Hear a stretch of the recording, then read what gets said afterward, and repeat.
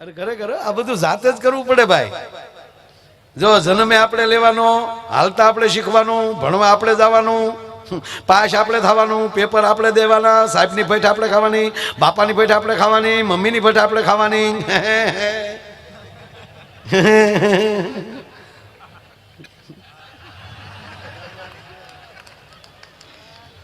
અને હજ તો એ થાય ભલે બધા પાવરની વાતો કરતા હોય કે અમે તમારા ભાઈબંધ કામ હોય કહેજો, ગાંડાઓ મરી આપણે જ જવાનું આવે, બીજું કાંઈ આવે નહીં.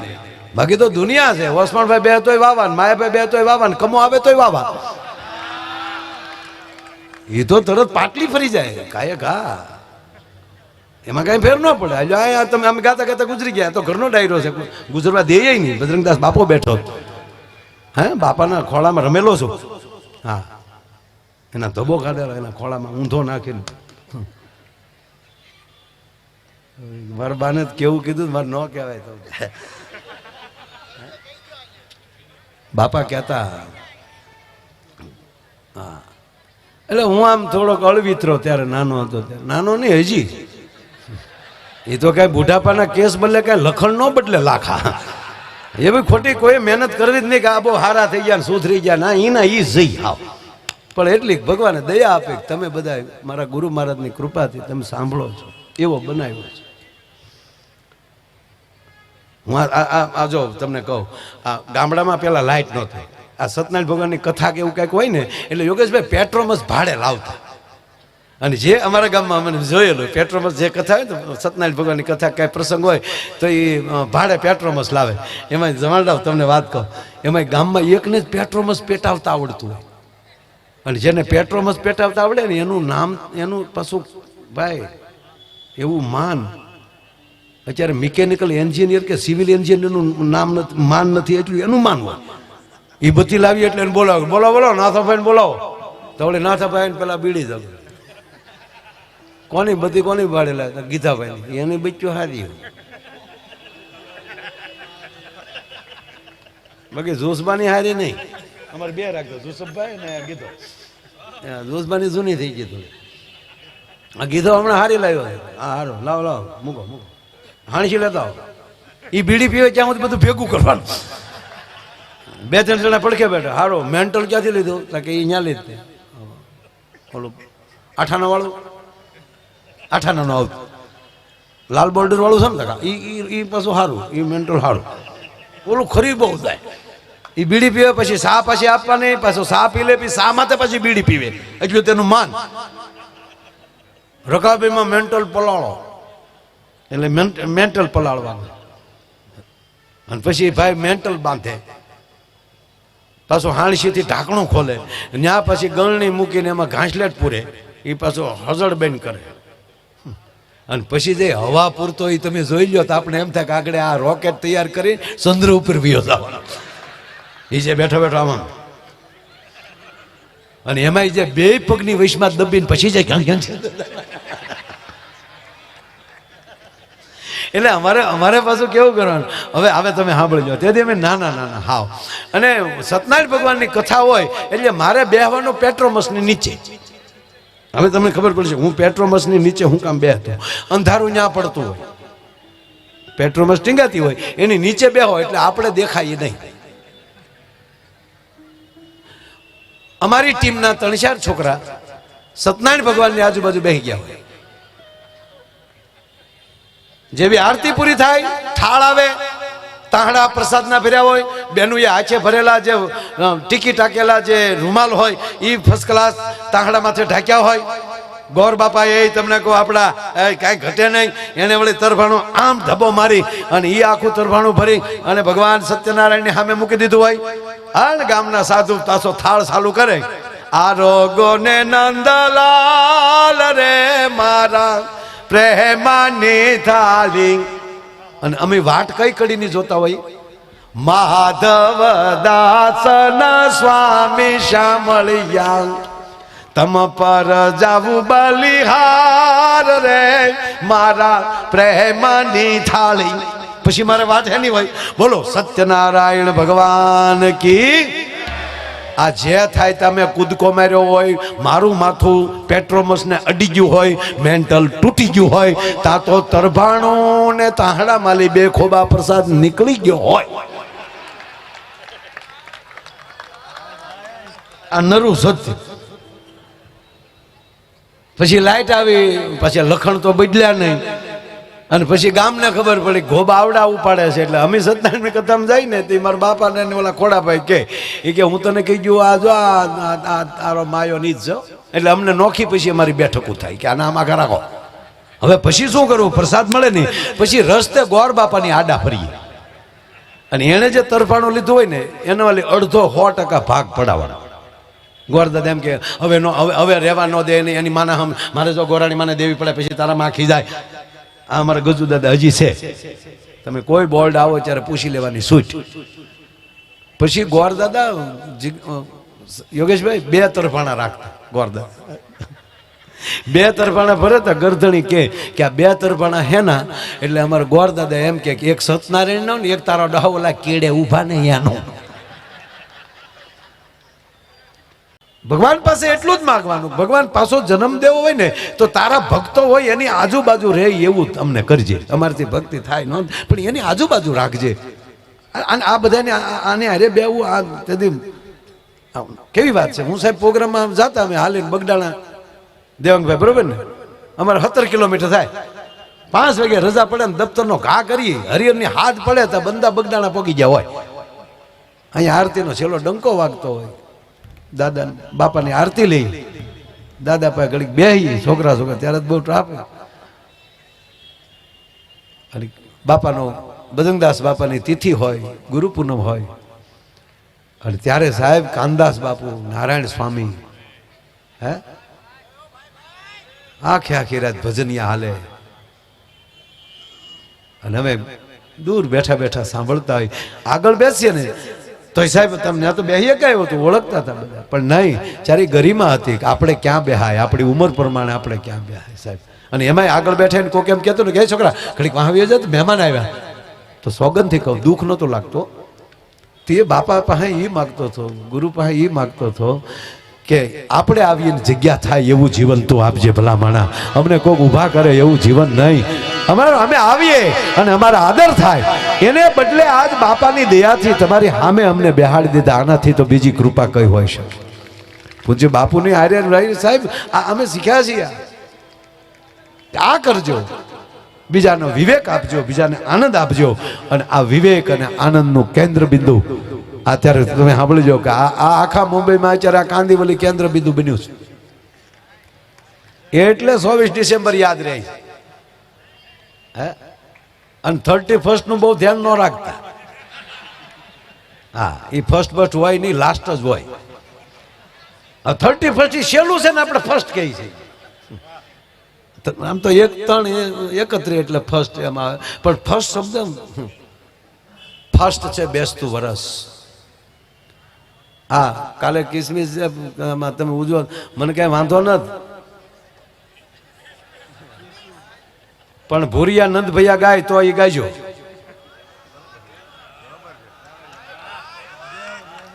ભૂરિયા કહેતા હાથી ગોળે પલખે જય કને અલલ. આપણે છે ને આદર્શના દીકરા બહુ છે. અહીંયા કોઈ એવડા ભૂરિયા ફરવા આવે ને વસમણભાઈ તો આપણે એને ફોટા પડાવીશું. આપણે મરી ગયા સેલિબ્રિટી છે તો કોઈ દી ભૂરિયે કોઈ આપણી પાસે ફોટો પડે ઓ ઇન્ડિયન વેલ આવું થાય ને એવું જીવજો જેથી કરી અને ભારતીય હારે માણાના ફોટા પડવા દો છે. પણ આપણે ધરારેના દીકરા થતા જાય. જય શાબાશ. તો પછી આપણે જે જ બોલાવી છીએ પછી હરિહરની આરતી. હા અમને મજા આવે. આ તમે જેમ આમ દાંત તમે અમને આમ પોરસ ચડાવો છો ભાઈ ભાઈ, તમે તોડો હાટું કરો દાદા, ખોટી વાત છે. પણ એક પગે લાગીને કહો, જો તમને અમારામાં વાહ વાહ થતું હોય પણ તમે એવું કરજો અમને આ થઈ જવું જોઈએ. અને એ ક્યારે થાય એ વાત હે હવારમાં છોકરા વારે બેહી અને ઘેરે આરતી કરો ને તમારા છોકરા ગીતાના શ્લોક બોલતા થાય ને તેથી અમને એમ થાય કે આ હે મુસ્લિમ ભાઈ નો દીકરો આનો દીકરો સાહેબ આયા તું બોલતો હોય અજાન કરતો આવી એવી લાગે. હવે કેટલાક હાલો અત્યારે તમે વાહ કરો, આમાં કેટલા જણા રોજ સવારમાં આખું ઘર બેહીને કપૂર ગૌરમ કરુણાવતારમ સંસાર ઈ થવું જોઈએ. અરે કરતા જો તો જ બેઠા હો ને. એનું કારણ એ કહું, ઈ આવડી જાય ને એને પછી જે તમે અમને સાંભળશો ને મરી જાવ એવું લાગશે અમને, કારણ કે અનુભવ ને બે ભેગું થઈ જાય ને. આ ગાય છે ક્યારે, આ એટલા સૂર ક્યારે નીકળે કે એને પરિપક્વતા એનું જ્ઞાન પ્રાપ્ત કરીને પછી થ્રો મારે, અને એની સામે તમે એવા ભેગા થઈ જાવ પછી કેવી જમાવટ થાય. એટલે પૂજ્ય મોરારી બાપુ કહે છે કે જે કરતા એને પ્રેમ કરતા થઈ જાવ. એટલે બાપુ હમણાંથી 700ની કથાથી બાપુ રામચંદ્ર પ્રિય હો, સદગુરુ પ્રિય હો, અને પ્રિય પ્રીત લાગી જાય ને પછી એની હાટું મરવા તૈયાર થઈ જવાય. હા, તમને કોઈ હારે પ્રેમ થઈ ગયો તમારા ભાઈ બંધારે, અને એમ કે એકચ્યુઅલી હું અત્યારે કુલ્લુ મનાલી જાઉં છું ને 5 દી રોકાવાનું છે ને તમારે આવવાનું છે, ઉશીના લઈને જાય કે નહીં?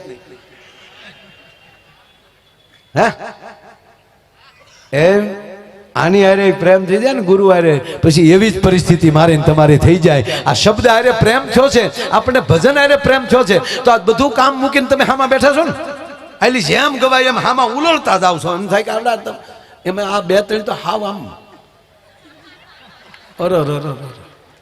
વારી જવાનું મન થાય સાહેબ. હકીકત શું કામ? તમે સૂરને પ્રેમ કર્યો એટલે તમને એટલો આનંદ આવે છે. તમે તાલને પ્રેમ કર્યો, તમે શબ્દને પ્રેમ કર્યો, અને એ પ્રેમ કર્યો છે ને એટલે તમને આનંદ આવે છે. અને એવો પ્રેમ કર્યા પછી એનો ઉપાસક બનેલો માણસ.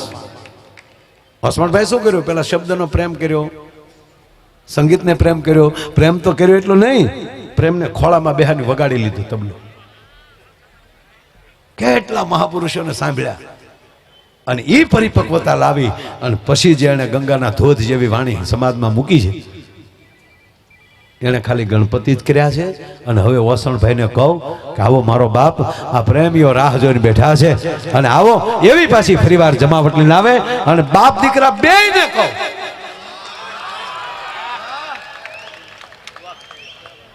ખબર ન પડે હો ક્યારે દીકરો ગાય છે ને ક્યારે બાપુજી ગાય છે. આવા દીકરાને એમ કહેવાય પડખે તૈયાર કર્યો.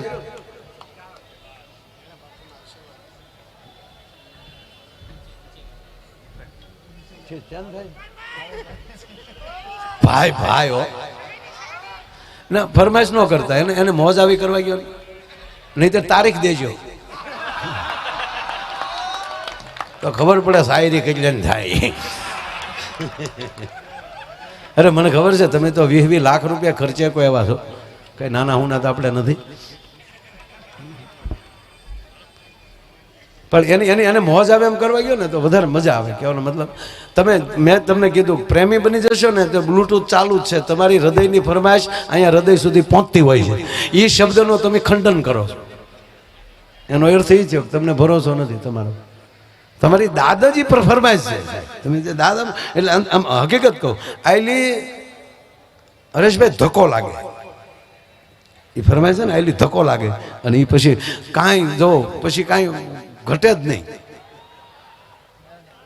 આ ઘડીકા ભાઈઓ ગયા એટલે મેં બોલવાનું ઘડી, કારણ કે એને ખબર છે જો એ ભાગવા મળ્યા. શું કામ? એ આગળ શરૂ થયા ભેગું તૂટી જવાના છે યાર. એક કહું ઈ આવે ત્યાં સુધી નાસ્તો કરો છો ને, એ પેટ ભરાવ. તમને દયા ન આવી? અમે અહીંયા બેઠા તળેલા નાખીને તમે, હવે મને ખબર પડી, મને યોગેશભાઈ નાસ્તા હાટું લાવે છે અહીંયા, કે માયાભાઈ બોલે તા બિચારા નાસ્તા કરી લે.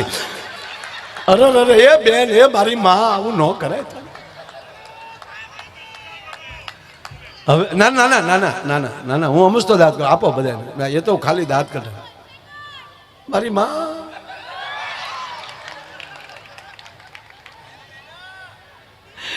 એક ભાઈ મને કે માયાભાઈ આપણે આ જે બધું ખાઈ ઝપટ જ કરતા હોય, પણ આને નાસ્તો શું કામ કહેવાય? મેં કીધું ખાધું એ સતું ન થાય, એમ નાસ્તો. એટલું બધું નહીં ખાઈ લેવાનું, કાંક સતું થઈ જાય. એટલે ખરેખર એ તો હવે તો કોઈ ખાતું ખાય ક્યાં. પેલા તો જોયું છે સાહેબ, ઓલા ધાબાના લાડવા, આ પાંચ લાડવડીયું ભેગ્યું કરો ને 5-6 ત્યારે ઓલો એક લાડવો થાય. એવા પશવી ખાનારા આપણે જોયા મારા. એ લાડવા 25 જો પારું ખાઈ જાય ને તો પાડો મરી જાય, માણસ કઈ ન થાય. એ જીરવી જાણે. નવી દીકરી પરણીને આવી,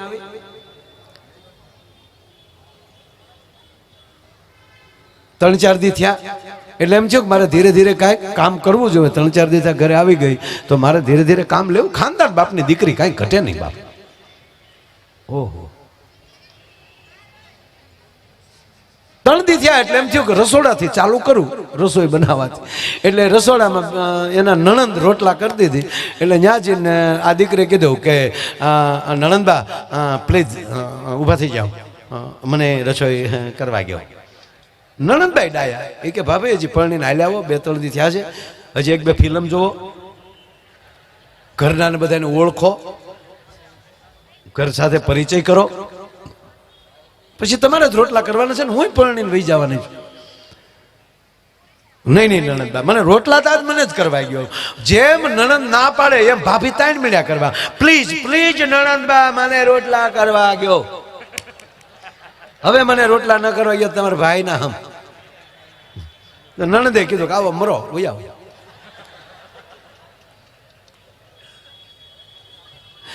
તમામ રસોઈ તમે વાંચીને શીખી શકો, ટીવીમાં જોઈને શીખી શકો, પણ 2 જ રસોઈ એવી છે કે રોટલો ને લાપસી.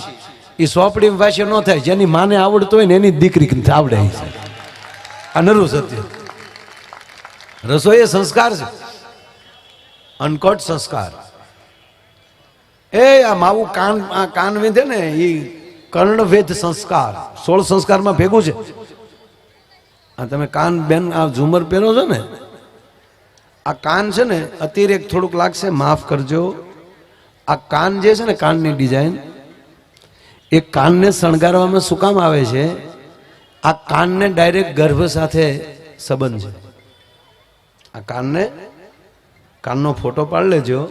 જેવી રીતે ગર્ભમાં બાળક હોય ને એની જે પરિસ્થિતિ હોય એ આ કાનની ડિઝાઇન છે. અહીંયા માથું આવી જાય બાળક.